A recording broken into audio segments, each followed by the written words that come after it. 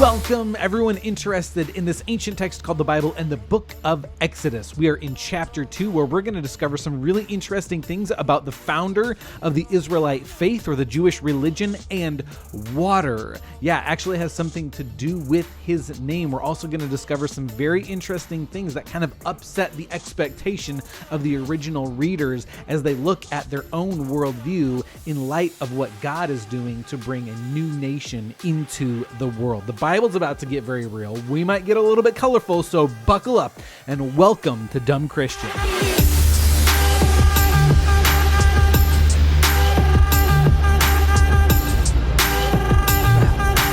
Okay, Exodus chapter 2. Where did we leave off? Pharaoh, the god king of Egypt, issued a decree to all the Egyptians, hey, we're going to have regular walkthroughs in the Israelite camp, and anytime you see a baby boy, just chuck him in the Nile, okay? Well, this is horrific to the Hebrew women, the mothers, right? And so they're trying to protect their babies, and one woman actually manages to. But when we meet this woman and her husband, we actually don't know their names. The Bible doesn't say that this was some royal family or someone really even important. It actually just says some random guy from the tribe of Levi and some random chick from the tribe of Levi hooked up, got married, had a baby, and bing, bang, bada, boom, right? Okay, we don't know who they are. They just have this random child, and this mother is trying to hide her baby, and she manages to do so for 3 months. Every time, the Egyptian cavalry comes through and does their survey, their sweep through the land, she manages to hide the baby for 3 months. Well, I don't know if she's hiding him under the floorboards, and now he's like crying and getting loud, and she can't hide him anymore, whatever the case is. The weekly hunt is about to be underway. So what she does is she gets a basket, covers it with like pitch or tar, the kind of the goop that you would find in like asphalt. Okay. And she covers this basket in this tar-like substance to make it waterproof. And then she puts this baby in the basket and then puts the lid on and puts this basket in the river. I actually, in my mind, I'm thinking that she would probably go back and get the baby. But if the baby's crying in the basket while all these other babies are being thrown into the river, maybe, this other noise will mask the baby crying in the basket. Well, something happens to the basket and it gets swept up in the current because it says that she placed it among the reeds, but the basket gets taken out from the reeds into the river, into the current. The basket, which is also the same word used for Noah's Ark, right? This built floating device used for salvation, saving. This basket gets carried down the Nile a little ways, and this baby's sister, Miriam, is kind of following at a distance, watching, waiting to see what's going to happen to this basket. Well, the basket finds its way into this bathing area where Pharaoh's daughter, Pharaoh the God King, his daughter is kind of, probably got her swimsuit on and she's just hanging out in the pool area with her girlfriends. Well, she notices this basket that has floated up to it and the bathing area. And she says to one of her girlfriends, "Oh, go get that. What is that?" And they bring it over and they take the lid off, and sure enough, it's one of those Hebrew babies, those Israelite babies that your dad said, we need to kill all of these babies. And Pharaoh's daughter says, hold your horses. Hold up a second. I think I want to adopt this one. He's so cute. And this is a really interesting connection with this baby who he doesn't have a name yet. But this baby has, from the beginning, a very uncanny connection with water. Yeah. And so we're going to have to put a pin in that because we're going to come back to it over and over and over. But there's some sort of connection with this baby and water. But I want to draw our attention to something right off the bat here. In chapter 1, the heroes of chapter 1 were the midwives. In this chapter, the heroes are the mothers, and one mother in particular who manages to save her child, and Pharaoh's daughter, and, who we'll see here in a second, this baby's sister. The Bible does some very interesting things, which we'll draw attention to as we go throughout this book of Exodus, because there's a lot of it that is going to actually rub the original readers the wrong way and probably offend them in some ways. And one that might offend us today, to look at these first 2 chapters of Exodus to discover that the heroes of these first 2 chapters are women, and not just Hebrew women, an Egyptian woman. And there's something about the Bible that deliberately goes out of its way to draw attention to the fact that, hey, we're not trying to edify or glorify or make somebody look super, super spiritual. We're just trying to convey the reality that God uses anyone and everyone for his purposes to accomplish incredible things. And yes, he has a design for the family, but he can use whoever he wants. He does use whoever he wants. And here he's using women in an incredible way, which we're going to discover, to preserve an entire nation. If they aren't acting out in defiance of Pharaoh God King, all of these women, the midwives, the mother, and Pharaoh's own daughter, we don't actually get the Israelite nation later on. And this is really interesting because it's Pharaoh's daughter, right? I mean, he's the one who made the edict, throw the babies in the Nile. What does this look like to all her girlfriends who are surely going to, post it on Twitter and on Insta, like the instant they get a chance? Look, Pharaoh's daughter is raising a Hebrew son as her own. Everyone else had to throw their babies into the river, but we saved one. Like, what does that do to undermine Pharaoh's intention and his purpose and his commands, right? I can't help but feel like there's some sort of underhanded tension that has to grow from this. Anyway, so Miriam is standing off. Remember, the baby's sister. She's standing off in the distance, and Pharaoh's daughter is cradling, this baby, Gucci goo, and she sees this little Hebrew girl standing among the reeds. Hey, you, come here. I want to adopt this baby boy as my own. Why don't you go find a Hebrew woman who can produce some milk and feed this baby, nurture this baby until it can be weaned off of breast milk, and then bring this boy back to me, and I'm going to adopt him and raise him as my own. So what does his sister do but go and actually get their mother? I just love that. That's so brilliant, right? Oh, sure, I'll go randomly find someone. It just so happens to be this baby's mother. Anyway, so Miriam goes and gets their mother, and their mother gets to raise this boy. Well, at least nurture it until it's old enough to be weaned off of breast milk. And I don't know how long that is, until he can eat the Gerber baby food, right? So this baby gets weaned from the mother and brought back to Pharaoh's daughter. And, I just imagine Pharaoh's standing in the corner but I mean, I don't know, but I've heard the stories, right? Fathers are usually wrapped around their daughter's finger, and of course he wants her to be happy. So, all right, go for it. So she adopts this baby, and she names the baby Moses, or Moshe is the Hebrew pronunciation, I think. Everyone say Moshe. Yes. And it comes from the word masha, which means to draw out of. And the Bible says she named him Moses because she drew him out of water. Water is, in the ancient world, seen as this very, very chaotic element. And so Moses gets his identity, his name, because he was drawn out of chaos. And what we're going to discover is that not that Moses has supernatural powers on his own. God uses Moses in this way, but Moses is going to behave in a way where he has control over water.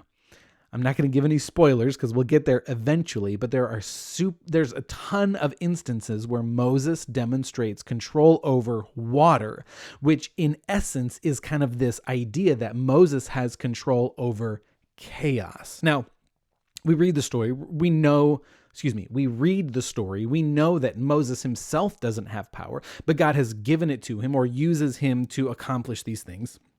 But the imagery here in Exodus is that Moses was taken out of chaos and has control over chaos. And right off the bat, we see this is actually what Pharaoh, God King, is trying to do, take control over the chaos of Israel and these slaves who are getting out of control. And that is a very interesting dynamic, and some tension is building there right off the bat. Okay, so Moses becomes Pharaoh's grandson, Pharaoh's daughter's son, and he's raised in the palace. He's raised as royalty, but there's something about the way that he's raised that he knows he has a bloodline connection with the Hebrew slaves. Now, we're going to press into some things here at Dumb Christian. We're going to unpack this story, and I like to use Jewish tradition. I like to use commentaries and things, but my priority is to try as hard as I can to use the Bible to help understand what the Bible is saying. And I highly recommend, if you haven't read Exodus yet, go read it for yourself. I got a link in the description below for my favorite types of Bibles. If you're interested, get your own. It's always a great thing to read it for yourself. But somehow he knows he's connected with the Hebrew tradition, with the Israelite people. I don't think he went to Hebrew school, right, and learned the Israelite traditions from the slaves. He was raised in the palace.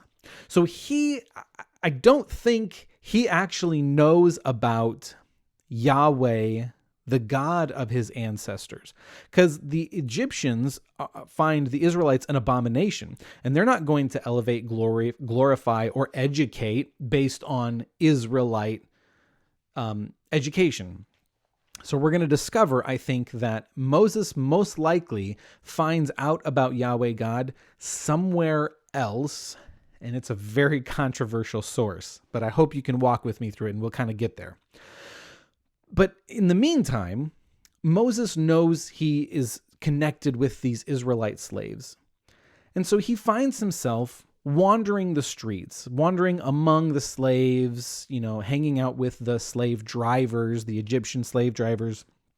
And he starts to wonder, man, there's an awful lot of these Israelites. Why aren't they rising up in rebellion? They could probably overthrow their Egyptian overlords. The Egyptians are living in such sweet luxury, they could probably if they just corralled together and rallied together a little bit, even just with their pitchforks, they could probably take over the government or at least liberate themselves. And he's kind of getting frustrated, and he can't wrap his head around this. And there's this one instance where he's out and about and he sees these Egyptian slave drivers whipping and beating some of these Israelites. And there's something inside of Moses that just snaps and says, hey, cut that shit out. And he kills the Egyptian slave driver. Thinking, actually later in the New Testament, in the book of Acts, there's a guy named Stephen, and he's recounting this, and he says, this is in the Bible, that Moses was actually trying to rally to this idea of liberation and victory all the Israelite slaves. Come on, guys, if we just band together, we can kill them all. We can wipe them out and get our freedom. But nothing comes of it. He kills this Egyptian slave driver, and the Israelites kind of look at him and then just go back to work and just kind of ignore what just happened. And Moses is like, what the hell? Well, I got to get rid of the body. So he buries the Egyptian that he had killed. Anyway, the next day, he's kind of trying to process this. Why did they just go back to work? Do they prefer subjugation and slavery, which is a characteristic and a trait that's going to come out of the Israelite people? We just would much rather be controlled. And why are they just going back? I know. If I can just give a rousing, unifying speech, maybe I can get everyone on the same page, and then we can unify and rise up, throw off the chains of the Egyptian bourgeoisie, right? liberate yourselves. And so he enters back into the Israelite slaves while they're doing work. And then he comes across two of them that are fighting. And it's pretty clear to him which one is in the wrong. And he kind of pulls him aside and says, hey, knock it off, buddy. Let's just get along. I have an idea. If we can get along, if we can unionize, we can really stick it to our Egyptian overlords. Well, your Egyptian overlords. I'm royalty. And this Hebrew says, who the hell are you? What right do you think you have to tell me what to do? Are you going to kill me like you killed that Egyptian slave driver yesterday? And Moses is like gobsmacked and cannot wrap his head around what is happening. Do these people not want to be free? And let alone, they're not even like celebrating the fact that I killed one of their slave drivers. They're actually spreading rumors about and talking about it as though I should be in trouble. You killed that slave driver. Well, sure enough, as the rumor mill churns, it gets to Pharaoh that Moses killed an Egyptian slave driver and he's trying to unionize the Israelite slaves. This puts Pharaoh, his grandfather, on tilt. And he says, off with his head. And so he sends the guards in to chase down and capture Moses. But Moses escapes. He flees. He runs away.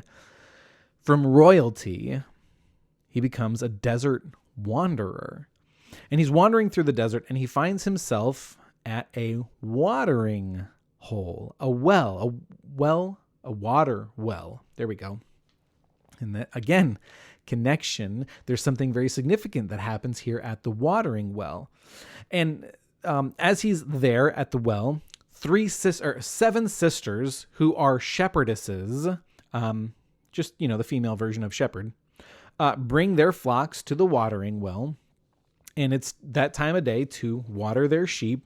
But wouldn't you know, there's also this rival shepherd gang who show up at the watering well. Hey, we get to water our flocks first. You get out of here. And they try to rough up the sisters. But Moses steps in and says, oh, nay, I'm going to save the day.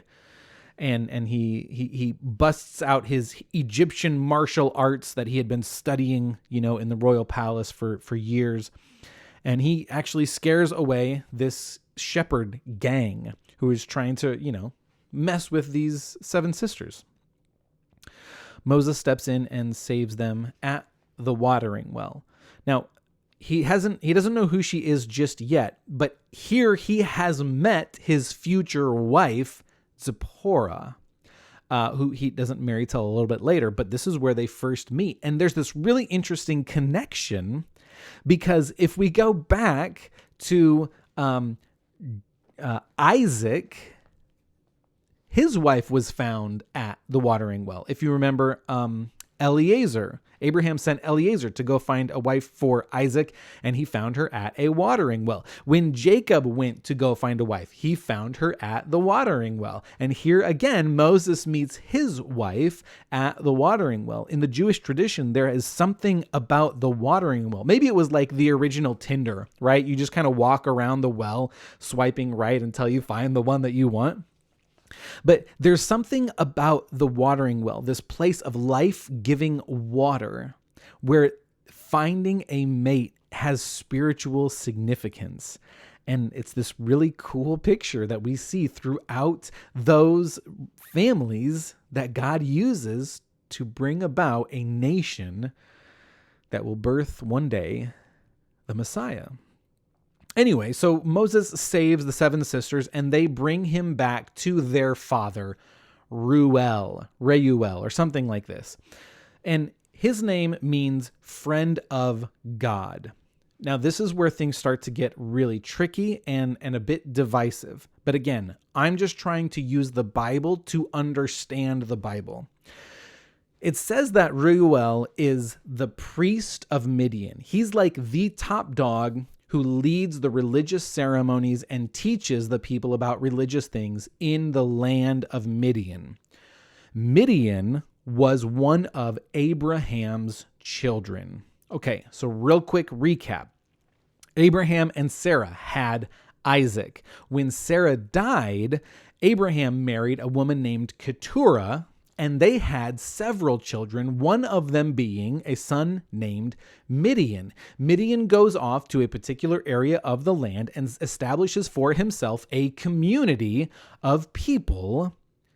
And he had been raised and trained and taught about Yahweh God, the God who used Abraham, who is using Abraham to bring about a society vastly different, radically different, wholly different to the rest of the world. And that God was going to bless the whole world through Abraham's offspring. Now, the specific promise would be fulfilled through Isaac, but all of Abraham's children would have been equipped and taught about Yahweh God. Midian is no exception. And so the way that we understand are going to here at Dumb Christian is that Reuel, probably a limited education on who Yahweh God is, but he is coming from a position of where his father's right traditions and stuff were handed down, probably filter, maybe many things lost, but as best as they could, they're basing their faith, their religious system off of the one that Midian brought with him as he established a new community. The faith of his father, Abraham. Now, keep in mind, all of the people involved in Exodus here are living off of whatever accounts that they can still remember after 400 years after Abraham, Jacob, Isaac, and Jacob, right? They're getting the stories around the campfire at night. Oh, this is the God of our fathers. They have the names Abraham, Isaac, Jacob, Joseph, but that's about it, right? And so Midian even would be training he doesn't necessarily know about Isaac's offspring and Jacob and Joseph. So he's only recounting the bits of Genesis up to his father, Abraham. And the Israelites over back in Egypt have had 400 years in slavery, and all they can barely remember is the God of our fathers, right? And here is Moses with these sisters being brought to their father, Reuel, whose name means friend of God. He's the priest of Midian. And they make their way back home earlier than normal. Dad says, "What are you guys doing home so soon? You wouldn't believe it, but this Egyptian saved us from that shepherd gang that's been giving us trouble for the past few months." An Egyptian? What the hell is an Egyptian doing out here? And on top of that, remember, he came from royalty. So unless he was stripped down to his underwear, which I guess is possible, he probably still had some makeup, some jewelry, maybe some royal clothes on. And this doesn't not make sense. What is an Egyptian, especially a royal Egyptian, doing way out here? But they would soon discover that this wasn't just any normal Egyptian. This was actually someone of their own kin, someone who shared their great-great-great-great-great-great-grandfather Abraham, because this guy was actually a Hebrew. Reuel says, "Bring him in." And he gives him a big old hug and he says, "Welcome, buddy. Thanks for saving my 7 daughters." This sounds like one of those a guy shows up on a farm and the farmer says, "You can sleep in the barn, but don't go a-touching my 7 shepherdess daughters." Anyway, so Reuel says, "Hey, welcome." Reuel is also known as Jethro, and I think he has another name that we're going to come across, but that's who he is. Same person. Reuel and Jethro, those are going to be interchangeable as we go through the rest of the book of Exodus. He says, "Stay with us." Moses stays with them for a while, and he ends up living with Reuel, Jethro, and marrying one of the 7 daughters, Zipporah, and they have a child together named Gershon. Now, if you remember, Moses was given his name as a part of the story about his arrival into the royal family. It says that Pharaoh's daughter named him Moses because she drew him out. His name means to be drawn out. Names are really fundamental to help with the story. Your name at that time was relevant to the situation in which your family found itself, relevant to the story, their part in the story that's being told. Abraham, father of many nations. Isaac, laughter. Jacob, which means cheater. God changed his name to Israel, wrestles with God. Moses, drawn out. And Gershon means cast out or driven out. And so Moses is naming his child as part of the story that says, hey, you were brought into this world when I was cast out from my home.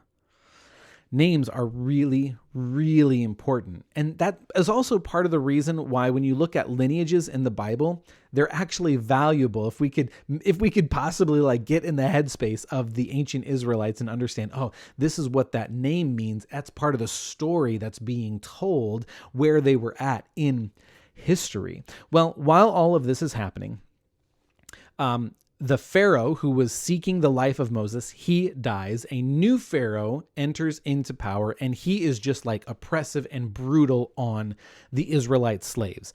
Really, really bad. And the Israelite slaves, they start to cry out. They're like, God of our fathers, this has gotten too much for us to bear. Please, will you save us? And like I said, the God legacy that exists among them is very limited, if barely existing at all, because at most they would just have the story of Genesis, right? And they're telling each other around the campfire. They don't have this like, golden book of the story that they can read from every night. They're just trying to keep their heritage alive. Remember, guys, Abraham, our forefather, his God promised him that we would be free from here one day. And that's just what they're holding on to, right? And so they're praying out. They're like, God of Abraham, God of Jacob and Isaac, God, the God who is unlike the Egyptian gods, please save us. And there's this interesting thing, and it says that God remembered them. And this can get a little bit confusing because it's like, wait, did God forget about them? Did he forget that he promised them?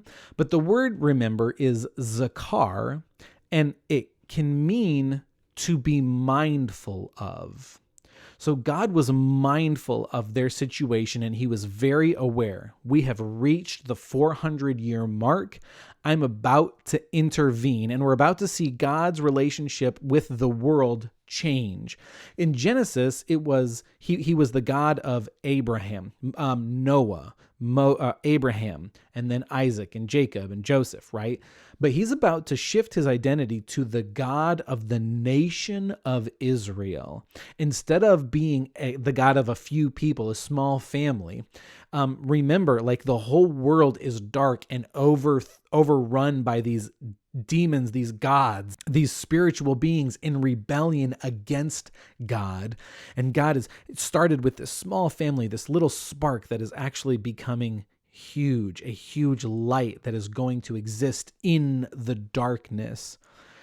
And so the first is he's going to become the God of a nation. And what we're about to see in pretty short order is that Yahweh, the one true God, is actually going to go and contend with these gods of Egypt. Hand-to-hand combat, like slap them around in their face. And then at the very end of chapter 2, it says, and God knew. Almost like God knew the shit was going to go down. It's going down for real. Right? It is going to get real soon. If you guys find this stuff interesting, be sure, get your own Bible, check it out for yourself. It's going to say it way better than I can say it, but there's also some other people that are way smarter than me that have some books in the description below if you're watching on YouTube, where we do have exclusive content. Subscribe, like, so that gets us through the algorithm wave, right? And ring the bell so you know when new content drops. And we'll catch you in the next one. I love you guys.